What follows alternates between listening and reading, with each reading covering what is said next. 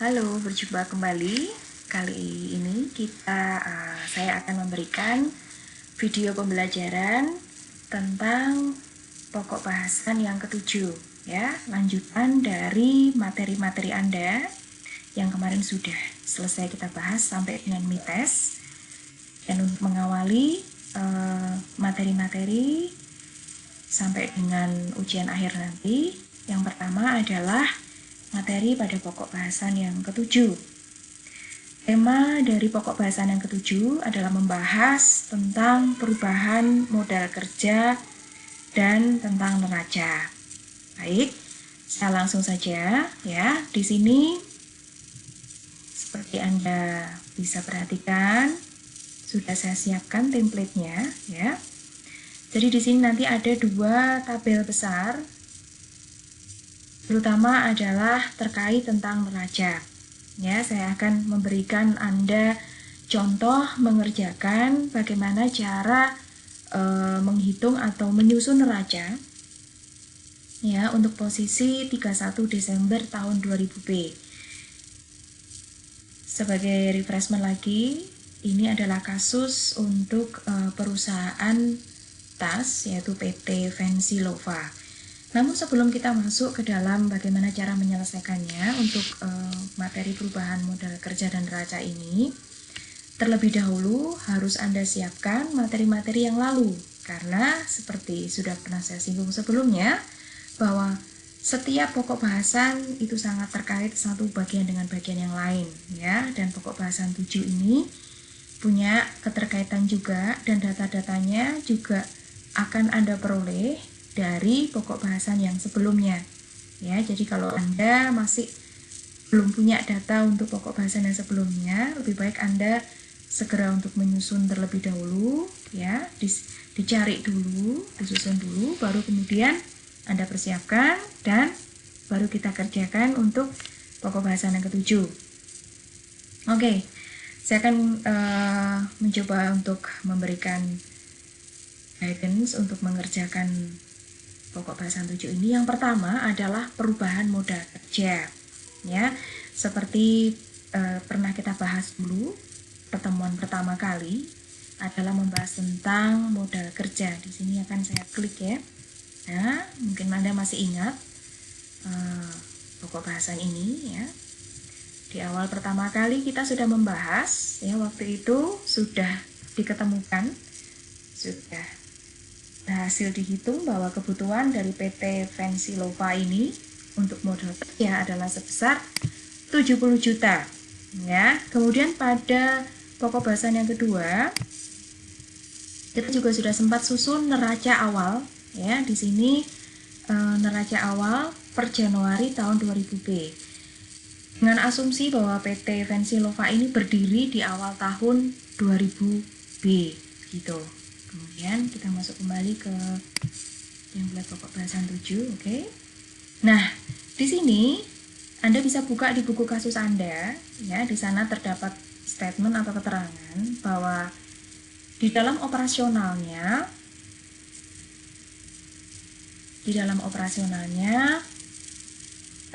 PT Fancy Lova atau pimpinan dari PT Fancy Lova memutuskan bahwa laba di tahun 2000B, selama operasional di tahun 2000B menghasilkan laba, dan laba itu akan ditahan ya seluruhnya, kemudian akan dipergunakan untuk modal kerja.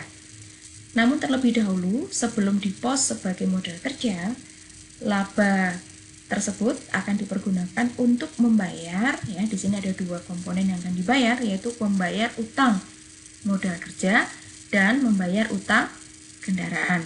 Oke. Kita akan coba isi satu persatu. Yang pertama, berapa laba yang ditahan ya? Kalau bicara laba yang ditahan artinya Anda harus kembali ke materi tentang laporan laba rugi. Di sana akan Anda temukan berapa besaran laba. Ya, dan seluruh laba yang diperoleh ditahan gitu. Jadi tidak proporsional ya. Jadi nanti Anda, tapi kalau mengerjakan juga dilihat dulu konteksnya. Jika ada keterangan bahwa laba yang diperoleh mungkin sebagian akan ditahan, sebagian dibagikan, atau untuk pemilik dan sebagainya. Jadi Anda harus cermati dulu seberapa bagian yang ditahan untuk keperluan operasional perusahaan. Kalau untuk kasus di PT Vensilova ini, labanya dipakai semua, ya, ditahan semuanya. Oke, laporan laba rugi ada di pokok bahasan yang kelima. Kita coba lihat, oke, betul ya. Kita akan lihat sampai ke bagian bawah. Nah, laba setelah pajak atau laba bersih atau PAT atau earning after tax. Nilai inilah nanti yang akan ditahan seluruhnya, yang akan dipergunakan untuk modal kerja berikutnya. Oke, 461 juta sekian. Kita masukkan saja, kita bisa link saja. Kita klik sama dengan, kita masuk kembali ke sheet PB yang kelima. Kita klik saja, kita enter. Nah, ya, sudah masuk nilainya ya di sini. Oke, cukup jelas ya. Anda bisa link saja untuk bisa mempermudah. Kita perlu ketik ulang. Namun syaratnya tadi, Anda harus siapkan dulu data-data dari latihan-latihan yang kemarin ya. Oke, selanjutnya. Ternyata uang atau laba yang ditahan ini akan dipergunakan untuk membayar utang modal kerja dan utang kendaraan. Seberapa besarnya? Kita juga sudah berhitung tentang ini ya, terutama waktu menghitung tentang pokok bahasan amortisasi utang modal kerja dan amortisasi utang kendaraan ya. Jadi kita isikan saja. Pastinya yang dibayar adalah untuk tahun 2000B ya, karena yang sekarang baru di case ini yang sekarang baru jalan adalah tahun 2000B. Oke. Jadi di sini kita akan masuk ke pokok bahasan yang ketiga. Nah, ya. Di sini adalah menghitung amortisasi utang-utang perusahaan. Ada dua utangnya, yaitu utang modal kerja dan utang kendaraan. Mari kita lihat untuk tahun 2000B saja. Ya. Ini dia sudah ada lambang warna kuningnya. Nah, di sini yang kita masukkan adalah nilai pokok utangnya saja, ya. Di sini pokok utang yang harus dibayar di tahun 2000B. Oke, kita klik ya.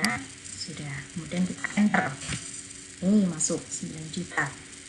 Selanjutnya adalah membayar utang kendaraan. Sama, ya. Sama dengan, kemudian kita masuk ke materi bahasan ketiga. Sekarang adalah utang kendaraan. Masih sama di tahun 2000B, kita di sini klik untuk pokok hutangnya saja. Enter. Oke, sudah. Nah, berapa kemudian sisanya? Nah, sisanya ini nanti akan dialokasikan untuk modal kerja. Ya, tinggal kurangkan saja. Jadi sisanya adalah total laba ditahan dikurangi untuk membayar utang modal kerja, dikurangi lagi untuk membayar utang kendaraan. Masih sisa berapa? 439.1.222 rupiah. Inilah yang tersisa, yang nanti akan dimasukkan sebagai modal kerja. Oke, sudah selesai untuk materi 7.1 ya, tentang perubahan modal kerja. Nah, sekarang kita akan menuju ke penyusunan neraca ya. Akhir tahun pasti perusahaan juga akan menyusun laporan keuangan, salah satunya adalah neraca ya.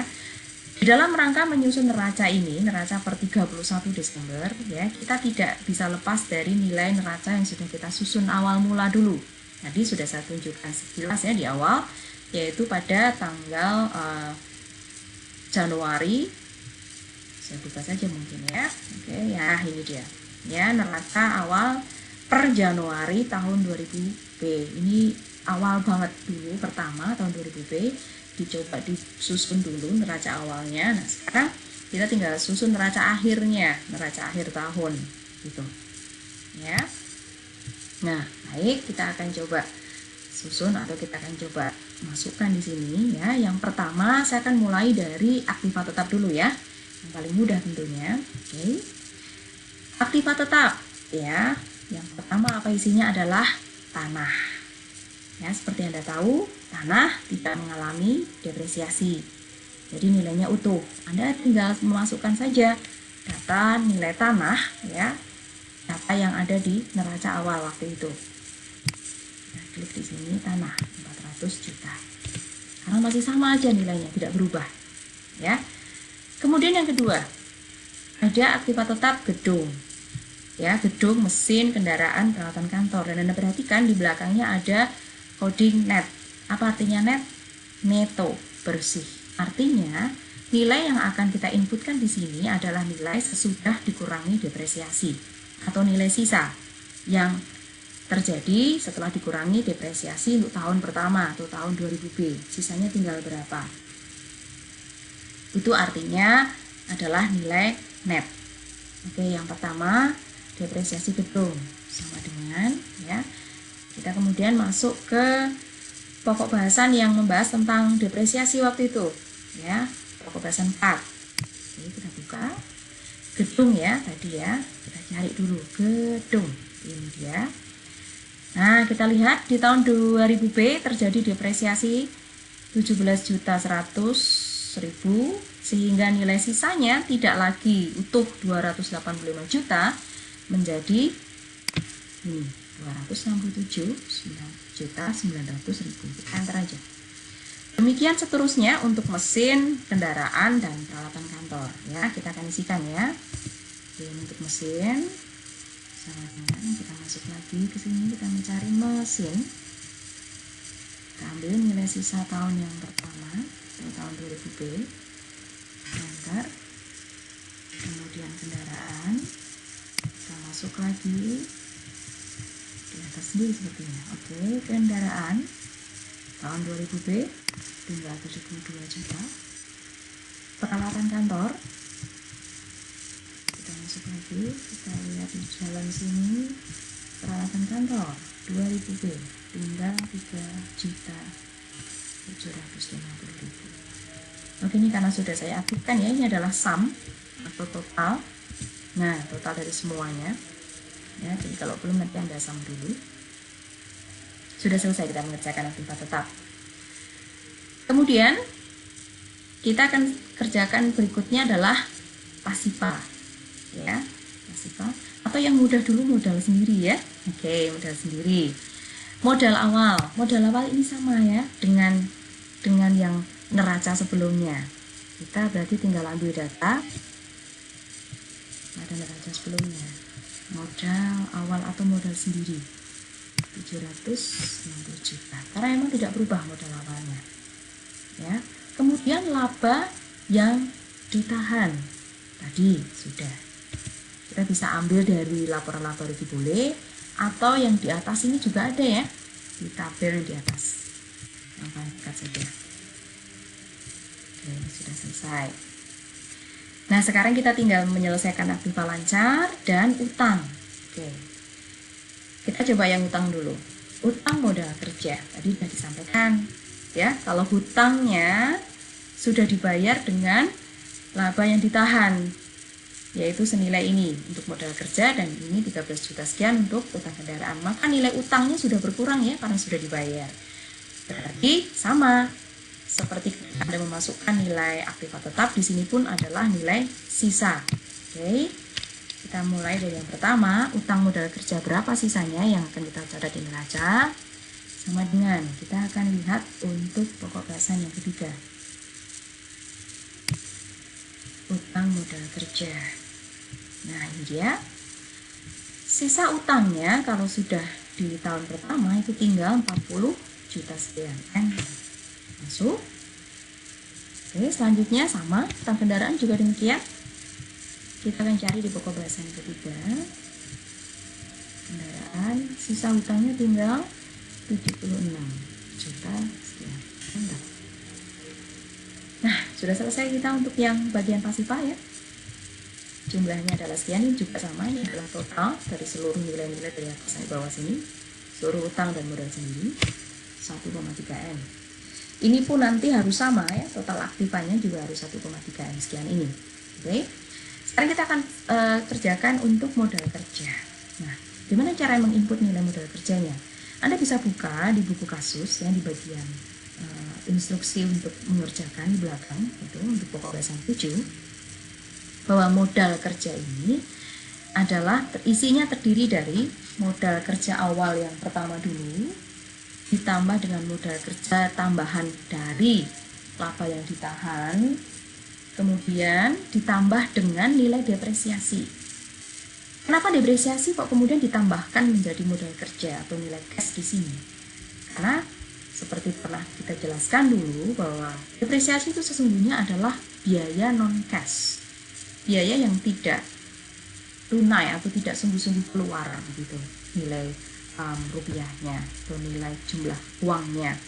Jadi nilai itu masih bisa digunakan perusahaan untuk modal kerja. Oke, kita akan masukkan nilainya. Yang pertama berarti data yang terdekat dulu aja ya, laba yang ditahan sisanya tadi ini tambah dengan modal kerja awal dulu. Kita bisa ambil di pokok bahasan 1 tadi ya 70 juta, atau ngambil dari neraca yang sudah disusun di awal. Boleh, silakan mana saja, nilainya sama. Saya ambil dari neraca yang awal. Oke, 70 juta ditambah dengan nilai depresiasi. Nah, Anda sudah pernah menghitung total depresiasi yang terjadi di tahun 2000B, yaitu manakala Anda sedang menyusun laporan laba rugi, ya, itu ada di pokok bahasan 5. Nah, ini dia nilai biaya penyusutan. Ini sudah total semuanya, baik penyusutan dari gedung, kendaraan, peralatan kantor, dan mesin. Jadi kita ambil saja nilai ini yang sudah dihitung, ya. Oke, sudah, ini tadi sudah saya tambahkan ya, enter saja. Sudah masuk semua, dan Anda perhatikan di sini nilainya sama ya, antara total aktiva dan total pasiva, berarti sudah balance, sudah pas. Kita berhitung. Nah, kita sudah dapatkan neraca perusahaan untuk posisi per 31 Desember tahun 2000B. Nah, itu selesai untuk pokok bahasan 7 yang poin kedua. Nah, selanjutnya apalagi yang dikerjakan? Kita akan melakukan perbandingan. Ya, kita akan melihat seperti apa perubahan atau apa yang terjadi di awal tahun dengan di akhir tahun. Apa yang terjadi dengan neraca kita? Bagaimana nilai-nilai di dalam neraca tersebut? Berubah seperti apa? Apakah naik positif atau turun atau bagaimana ya? Itu nanti kita pergunakan untuk bahan analisis ya, karena nanti setelah Anda melakukan perbandingan, Anda juga harus membuat analisis di sini. Silakan dimasukkan opini atau analisis Anda. Oke, untuk mengerjakan neraca perbandingan, yang pertama Anda masukkan adalah data awal dulu, yaitu neraca awal. Ini sudah saya masukkan di sini ya. Jadi data-data saya buka lagi neraca yang pernah dibuat dulu di sini. Ini nilai-nilai ini saya masukkan ke sini ya. Ini adalah neraca 2 Januari. Sedangkan neraca untuk 31 Desember tadi yang sudah kita selesaikan ini. Jadi Anda tinggal import saja nilai-nilai ini ke dalam kolom-kolom ini ya. Saya berikan contoh satu ya. Misalkan untuk modal kerja, kita masukkan saja modal kerja. Ini ya modal kerjanya di sini. Kita link saja sama dengan masukkan di sini. Klik enter. Oke, sudah. Nah, lantas bagaimana cara menghitung perubahannya? Ya, cara menghitung perubahannya berarti kita menghitung marginalnya, selisihnya berapa persen. Caranya sama dengan kurung buka, kita kurangkan selisihnya dulu ya, dari nilai 31 Desember dikurangi 70 juta ya, kurung tutup, kemudian dibagi data awal 70 juta. Berarti ada perubahan berapa persen? Ada kenaikan, karena nilainya positif berarti kenaikan ya, 728% ya. Bisa buat center dulu. Ini nanti nilainya adalah dalam persen ya. Oke, satu lagi ya, yang bagian utang sekarang. Utang modal kerja. Oke, kita masukkan nilainya yang untuk neraca 31 Desember. Ini dia, enter. Perubahannya sama dengan kurung buka 1 Desember dikurangi nilai yang 2 Januari kurung tutup dibagi dengan nilai 2 Januari. Nilainya masih 0, kita buat persentase. Minus 19%. Kita bikin center datanya. Oke. Berarti ada penurunan. Kenapa ada penurunan? Pasti kan ada pembayaran. Hutangnya berkurang. Maka di sini adalah perubahannya negatif. Semakin mengecil, menurun 19%. Demikian sampai dengan seterusnya. Anda bisa melakukan analisis perubahan ini untuk seluruh komponen-komponen di dalam neraca ini, ya. Kemudian setelah selesai untuk melakukan perbandingan, silakan Anda melakukan analisis dengan melihat data perbandingan ini, ya. Anda bisa menitik beratkan pada komponen-komponen tertentu di sini, ya. Kemudian apa asumsi Anda dengan melihat kondisi yang seperti ini? Oke. Template-nya sudah saya sampaikan, sudah saya kirimkan ke Kulino, ya. Anda bisa melihat di sana, Anda bisa siapkan, Anda bisa selesaikan untuk perhitungan perubahan ini. Kemudian Anda bisa kirimkan, bisa Anda submit juga di Kulino. Anda bisa cek di sana due date-nya untuk submit tugas ini, ya. Saya rasa cukup untuk materi pokok bahasan yang 7 ini, ya. Anda bisa selesaikan sisanya yang selanjutnya, ya. Terima kasih banyak. Semoga ini bermanfaat dan membantu untuk Anda bisa memahami tentang materi perubahan modal kerja dan neraca. Terima kasih.